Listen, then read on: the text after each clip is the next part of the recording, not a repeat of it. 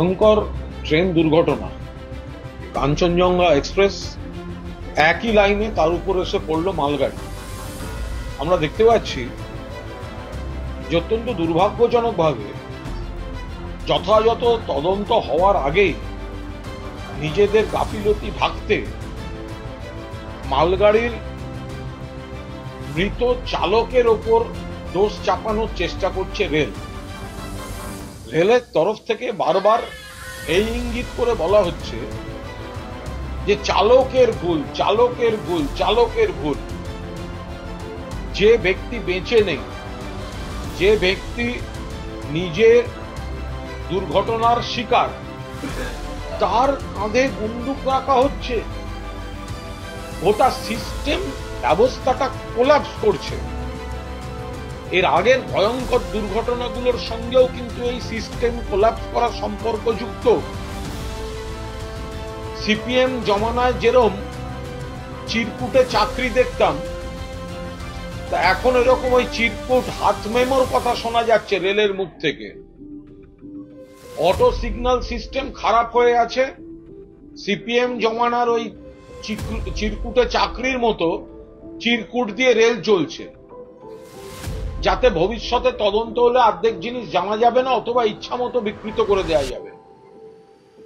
Rail দফতর যেভাবে এই দুর্ঘটনার পেছনে গোটা রেলের সিস্টেমটা কোলাপস করছে, যাত্রী নিরাপত্তা বিঘ্নিত, ভাড়া বাড়ছে, পরিষেবা নেই, ভাড়া বাড়ছে, বিলাসবহুল নতুন ট্রেন নিয়ে মাতামাতি হচ্ছে, কিন্তু সাধারণ মেইনটেনেন্স নেই, টেকনোলজি নেই, অ্যান্টি কলিশন ডিভাইস গুলো নেই।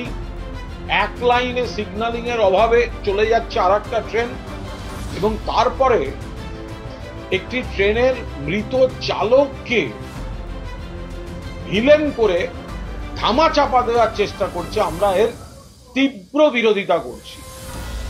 রেল ব্যবস্থাটা উঠে যাচ্ছে, রেল ব্যবস্থাটা কোলাপস করছে, যাত্রী সুরক্ষা বলে কিছু নেই, টেকনিক্যাল বিষয়গুলো ভেঙে পড়ছে।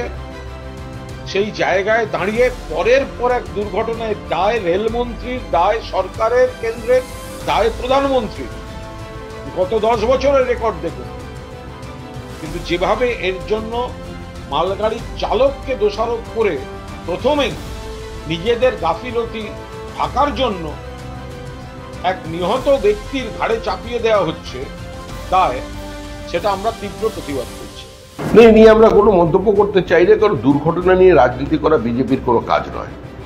উত্তরবঙ্গের মানুষ তৃণমূল কংগ্রেসকে প্রত্যাখ্যান করেছে। মুখ্যমন্ত্রী, আমাদের যিনি রাজ্য সভাপতি আছেন ডক্টর সুকান্ত মজুমদার, তার নির্বাচনী কেন্দ্রে 4 বার প্রচার করতে গিয়েছেন।